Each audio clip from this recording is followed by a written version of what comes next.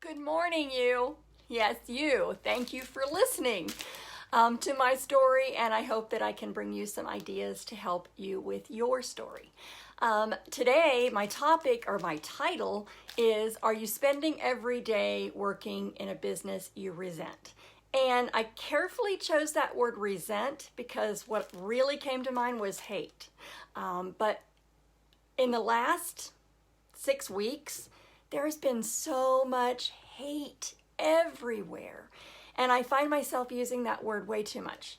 I hate bugs. I hate mosquitoes. I hate waiting for people. I hate this. And I thought, you know what? There's enough hate in the world. Let's try to cut the usage of that word. So I've been trying to find a replacement. I don't like that. That bothers me. So, business you resent, not a business you hate. I'm not the only one. I'm going to tell you a story about one of the mentors that I'm learning from right now, Russell Brunson. He built a huge business, starting from zero, no venture capital, no investment, nothing. Built it up to where he was helping so many people start their own funnel versions of websites. So he's basically a website designer, helping people with that, with his system. And he had coaches on staff, and he had, his revenue was approaching 100 million, or was it 10 million? Anyway, big company to me, okay? And he had a whole staff, 80 people. And he said he found himself every day waking up and not wanting to get out of bed, wishing that he wasn't the boss so that someone could fire him. And my situation, it was not that bad. Okay, number one, I never approached $100 million or even $10 million or even $1 million yet. I did say yet, right?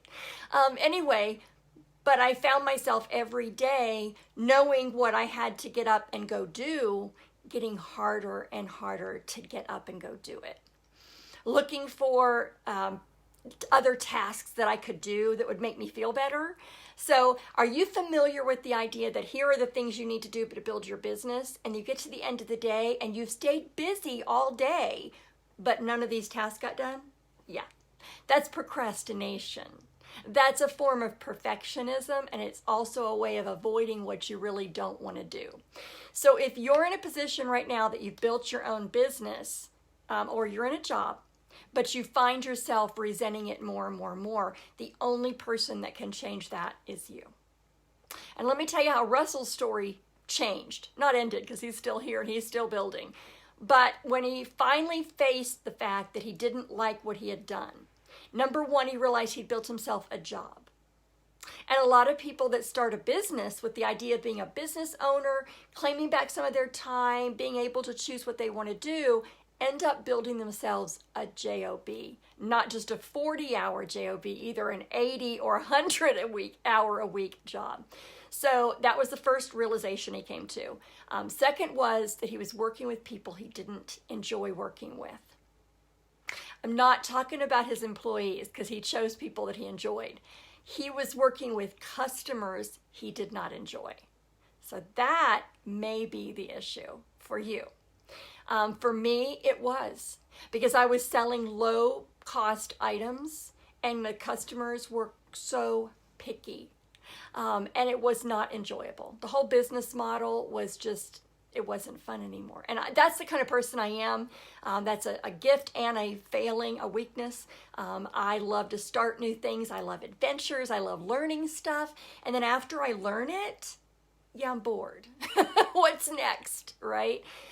Which is how I ended up in travel, because that's always different. But anyway, Russell's story was he realized that when he started this company to help people build their websites, that his messaging, his advertisements, his stories were to people that didn't know how to build a website. And so what he was doing was bringing in people that didn't know how to buy a domain name, didn't understand what a server was, didn't even know how to check their email. And those were not the kind of people that he enjoyed spending time with. He said he found himself spending 95% of he and his staff's time dealing with those little minor issues. instead of the issues that he wanted to deal with, which is like, let's talk about it. Let's have ideas. Let's brainstorm the next big thing. Let's talk about marketing. I love marketing because you know what? Marketing is just psychology, really, when you break it down. I'm telling you, we'll talk about that another time. Anyway, so what Russell discovered was just by changing his messaging to attract the kind of customer that he wanted, his whole business changed. So if you're in a position like Russell was, like I was, where you were not in control of what you needed to be in control of, you were not enjoying your life, the only person that can change that is you. And that's why the Design Your Life hashtag is there. I've talked about this over and over again. You're in charge. You get to decide. Now, all of us have limiting conditions, okay? We have family. We have needs of family. We have physical conditions.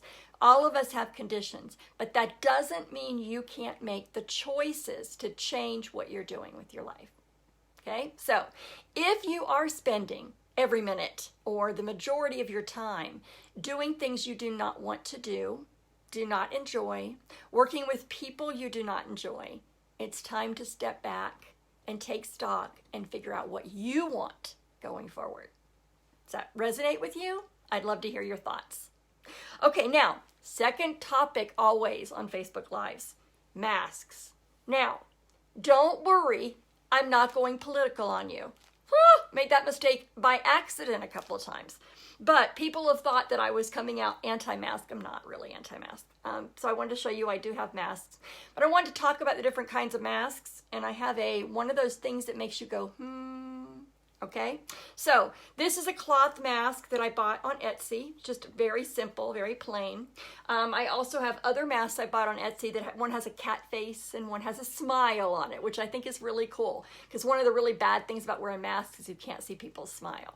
So I love my mask that has a smiley face on it, okay? But lately here in Arkansas, it's been so hot. Today is supposed to hit 96. And that's just the temperature without the heat index. And I know we're not the only ones. The whole country is in a heat vortex. That's polar vortex, right? What do they call the heat thing? I don't know, heat wave. Anyway, everybody's really hot. So I've been seeing people wear these gaiters, okay? And I thought that made a lot of sense. I'm familiar with gaiters as in what you wear when you go snow skiing. It keeps your neck warm and you can pull it up over your nose to keep your nose warm. But the ones I've been seeing around here are real thin. So they're not hot like a neck gaiter that you would wear skiing. They're thin material and you can pull them down to eat or drink and pull them up when you need the mask. And, I just thought it was easy to put them over your ear, and sometimes they pull your ear and they get sore after a while. And so I thought this would be a good option. So the last time I was at Kroger, I noticed they had these. And so they had these big bins of them, right? And so I went digging through to find the style that I wanted. There's the style, breathable, washable, versatile, blah, blah. Another thing about masks, when I learned when I was in Universal Studios, they get nasty really quick. So if you're going to buy the reusable ones, make sure they're washable because you're not going to want to put that back on your face, especially if you wear lipstick or if you sweat a lot, okay? You're not going to want that back on your face. So I found myself a neck gaiter. I dug through the things to find, oh man, this is so cheap. Oh my gosh, you guys. Oh, wow. So I'm digging through them, trying to find a color or design that I like, trying to find an adult size versus children's. And I think I came out pretty good. I like this color. It's one of my favorite colors. I wear it a lot. I think that'll work. Oh my gosh, you guys, this is so cheap. So it is like, the edges aren't even trimmed. There's no seam. It's just a seamless tube of fabric, which is probably good, but I'm thinking this costs like 3 cents to make, you guys. This is ridiculous. Okay. All right. One last thing. Things that make you go, So, without getting political, this virus did originate in China. We know that. This virus is a man-made virus from the Wuhan, China laboratory. I just found it really interesting that in my local store in Kroger, there were 3 huge bins, like probably 3 foot high maybe, about, this big around, full of these masks to dig through and figure out what you wanted. And every single one of them was made in China. Things that make you go, just saying. Have a great Manic Monday. Love you, bye.